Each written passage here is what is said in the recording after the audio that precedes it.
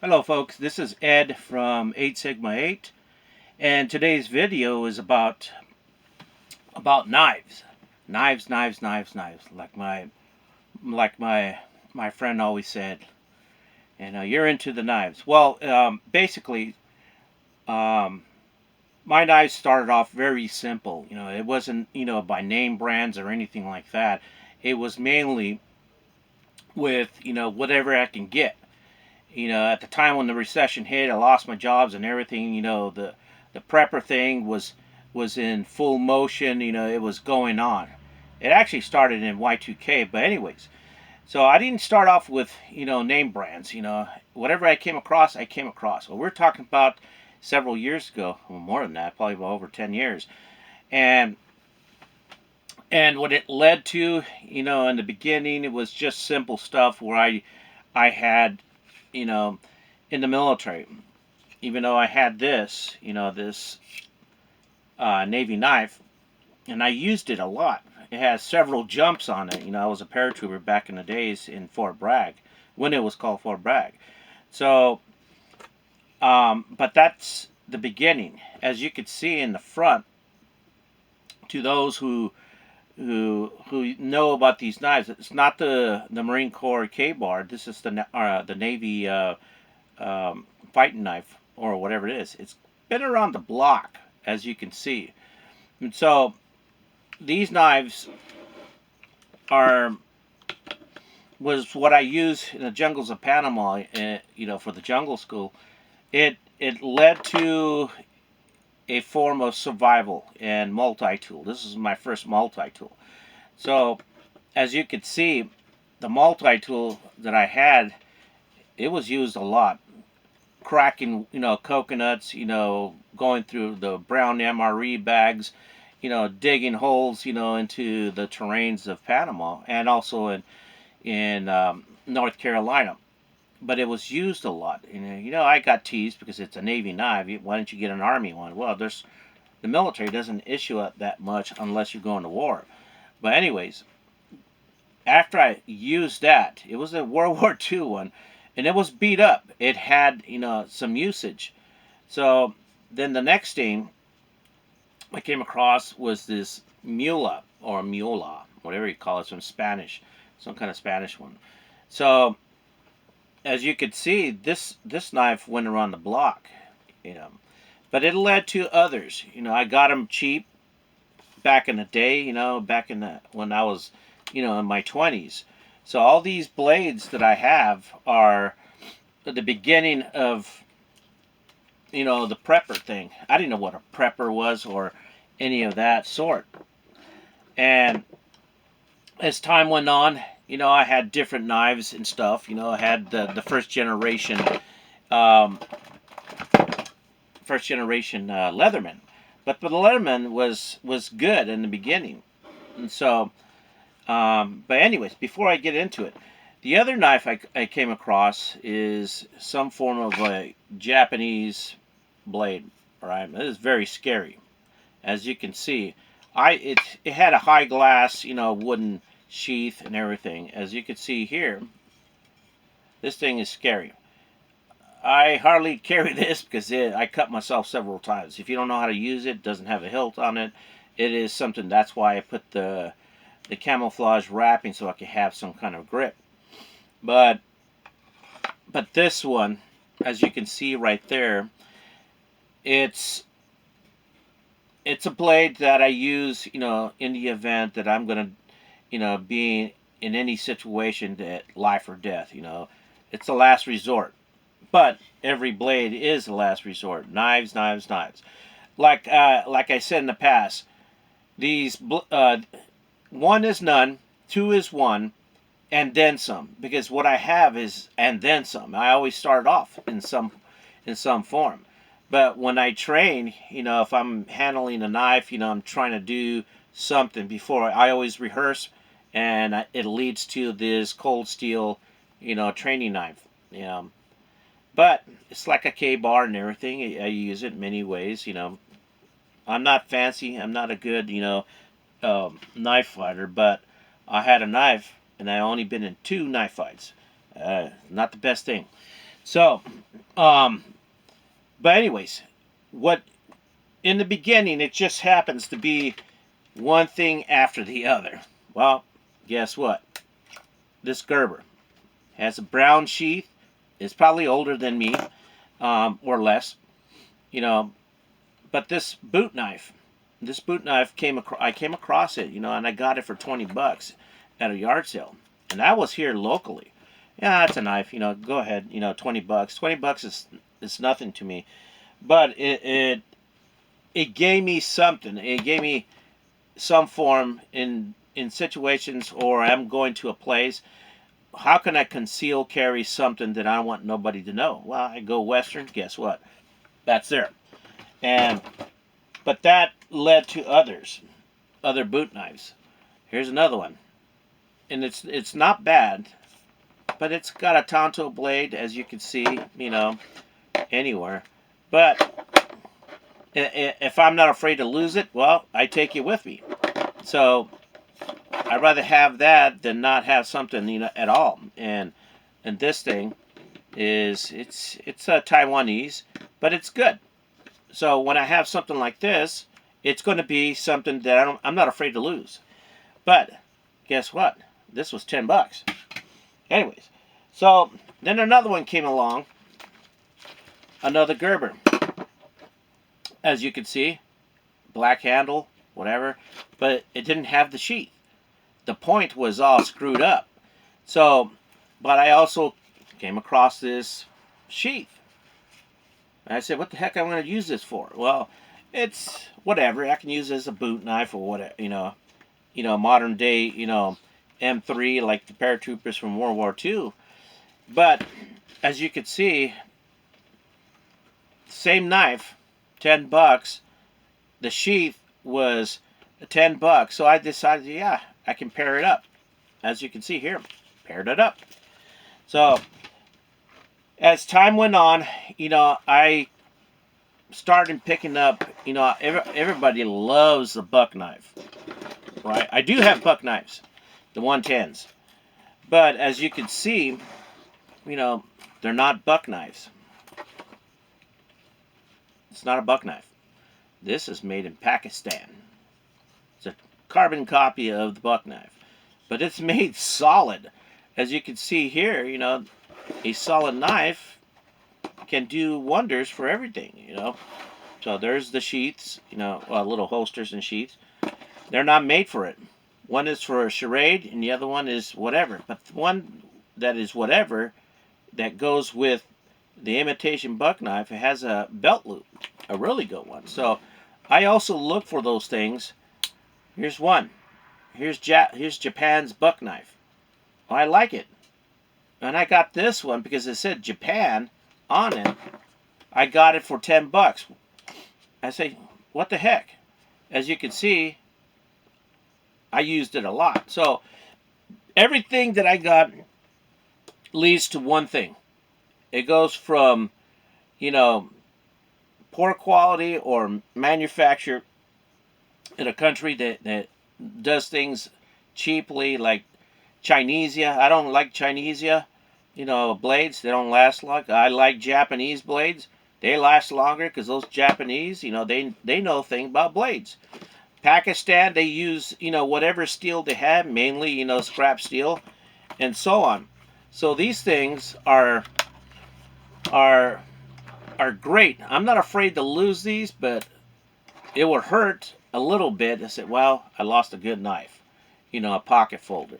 So these pocket folders are the beginning stages, as the other blades that I have and knives were the beginning.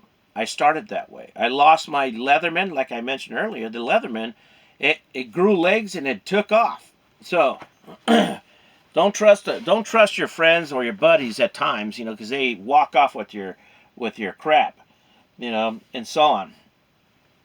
Okay, as time went on, I had a friend that it was on as my co-host on the radio. We had a survival prepper, show.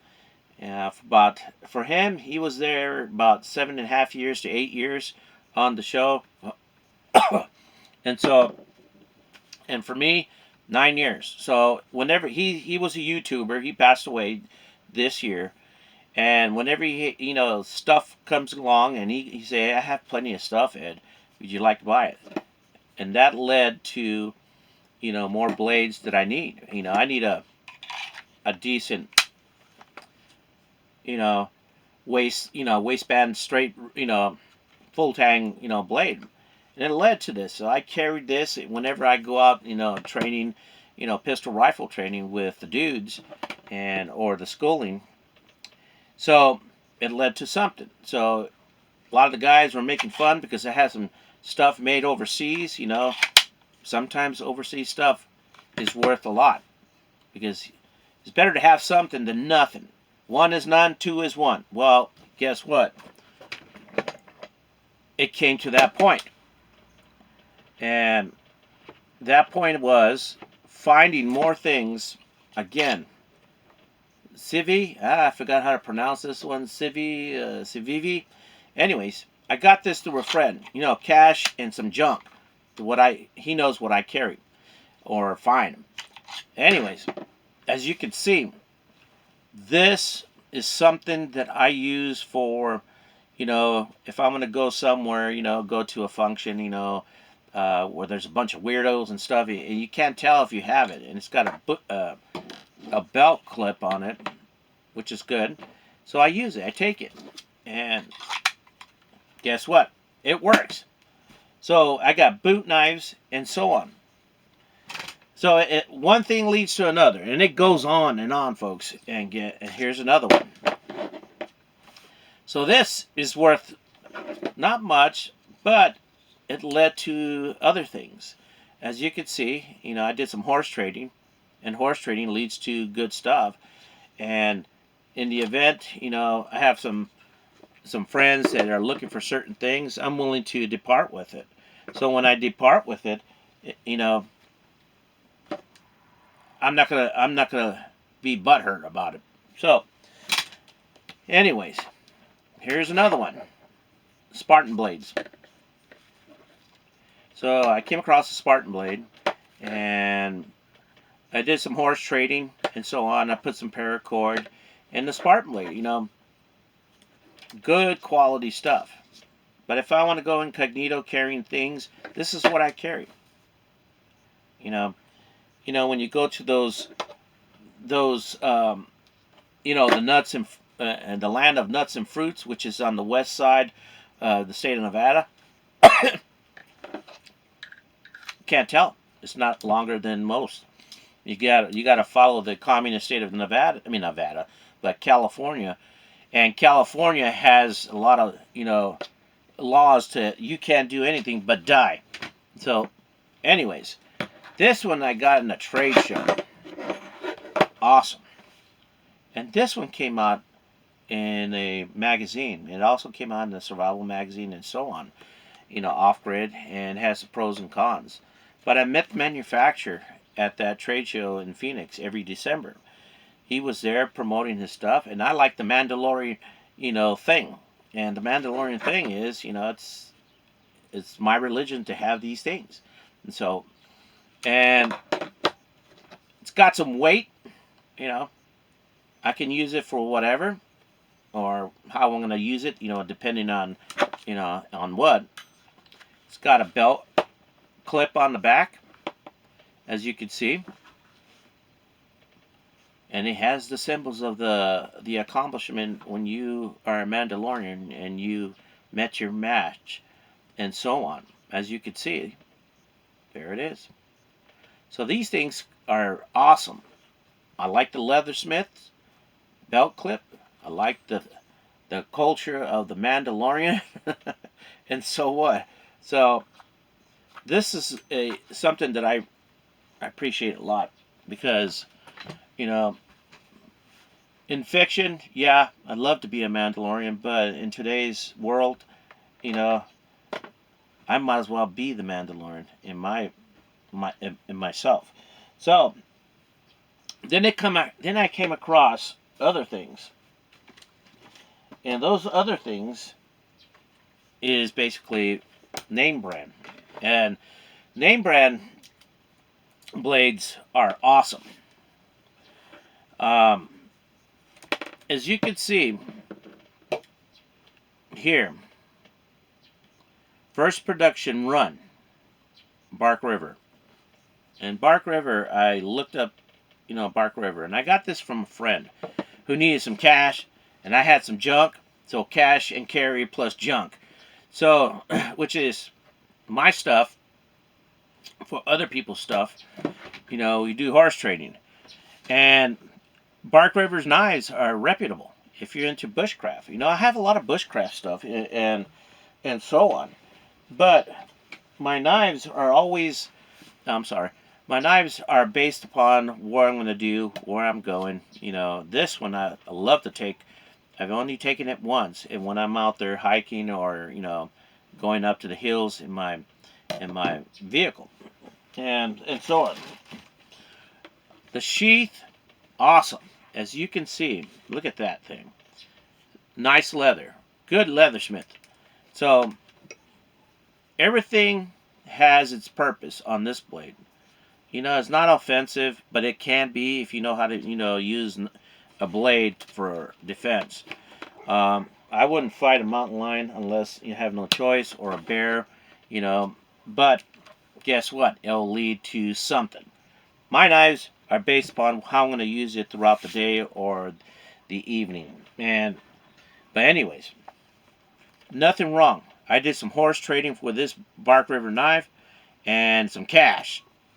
And what one thing leads to, it leads to something well. And that's pretty much a lot of good stuff. Excuse me. I got more blades that I got to show. As you can see, oh, there it goes. But these blades are one that I appreciate a lot. Alright, as you can see, when I was a paratrooper, my dad gave me one of these. He had several of them. And he gave me this TL-29. He goes, since you're, one of those guys that like to mess with demolitions and stuff like that, anyways. But as you see, my knives are awesome. This is by Cold Steel, as you can see right there. And Cold Steel, it's another form of boot knife that I have, or a belt knife, and I love it. It's not too heavy, but it's good to have. All right, part of my beginning stages when it came to having blades and stuff, or knives, is this box cutter. I always carry a box cutter. In today's world, you got Amazon, you got post office, UPS. They carry nothing but boxes. So this is good to carry when you're in a metropolis city. They don't allow you to carry anything. And also this multi-tool. See this little tiny multi-tool? I get them for about $2. I go to the thrift store, and it's made in Chinesia. I'm not afraid to lose these two right there. So what you see is two better than none, right? But one thing leads to another. Like I always said, everything has its purpose. And I do have a purpose when it comes to blades. And each blade have a good meaning for everything. And so, sorry. Anyways, I have, more knives that I picked up for about $15-20, and not a bad deal. But anyways, multi-tool, Leatherman, and Gerber. First generation Gerbers that I had when I was in Fort Bragg, I hated them because when oh shit, it fell apart. And anyways, so you see, I get them really cheap, and yeah, it did fall apart, folks. And what I can do is basically use them as a tool to to work with whatever I'm out there in the out in the in the yard And, but anyways, that threw me off. So, well, anyway, Gerber's the first generation. When you squeezed it, and when you do whatever you had, it pinched the palm, and you're left with a bruise. So I gave that away to my brother, and he said that sucks, Ed. And but anyways, as time went on, as you can see, this thing right here, this Leatherman Surge.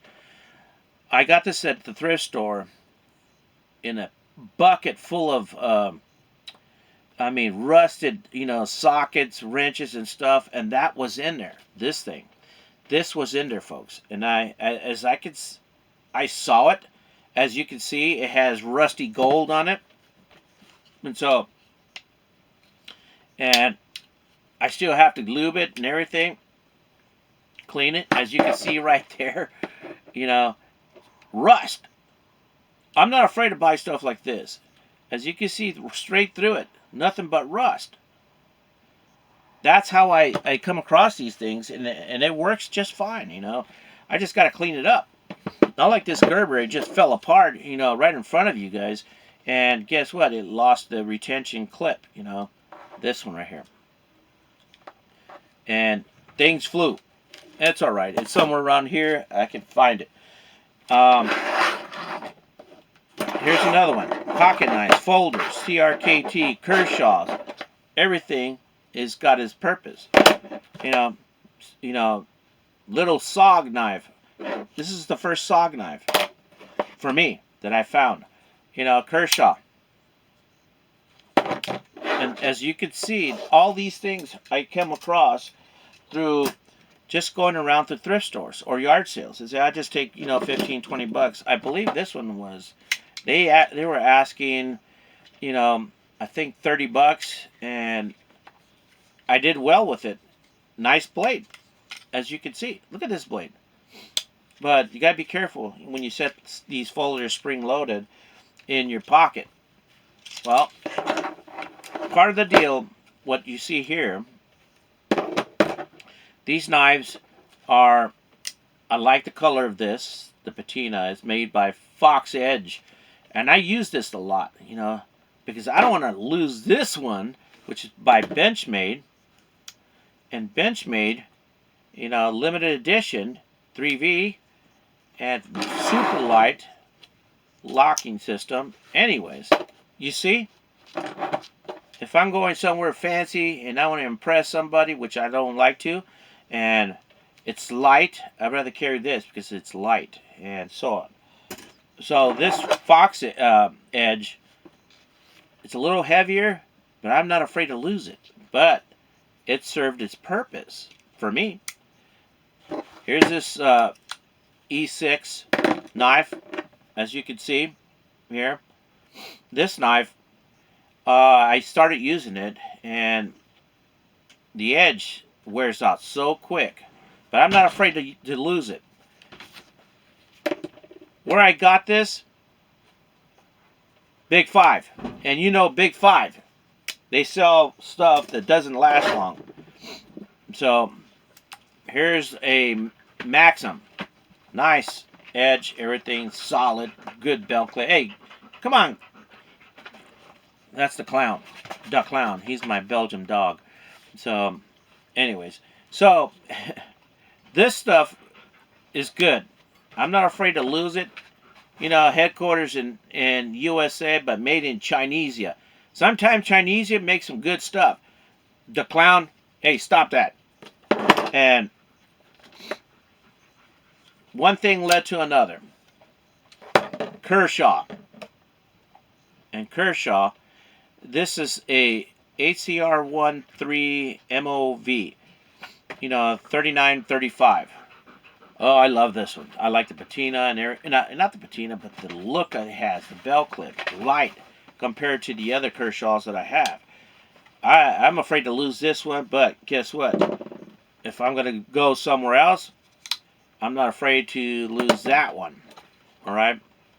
It's a cut jack, C22 D2 steel, and by I believe Steel Will, as you can see.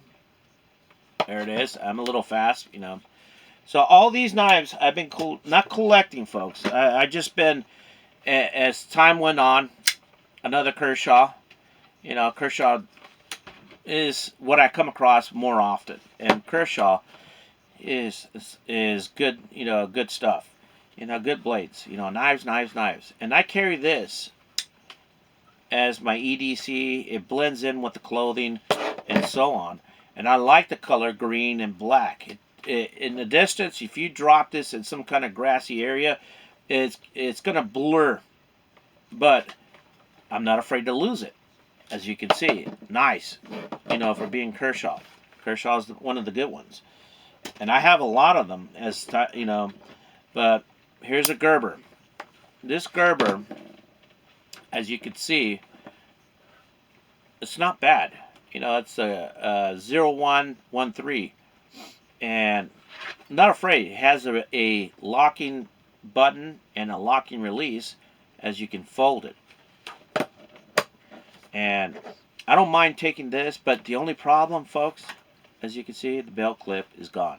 It snapped, and that's why I got it cheap, $10. So here's my other one, Kershaw again. I carry this everywhere. It's light. I like the blade. It's not too long, you know, but it can do a lot of work. It keeps the edge really good. And I only paid, at that time, it was $15, you know, but I have a good rapport with the thrift store, you know. The guys there and the ladies there are awesome. And here's the other one. It has a Raven on there. And by Raven, you know, Crest Tactical.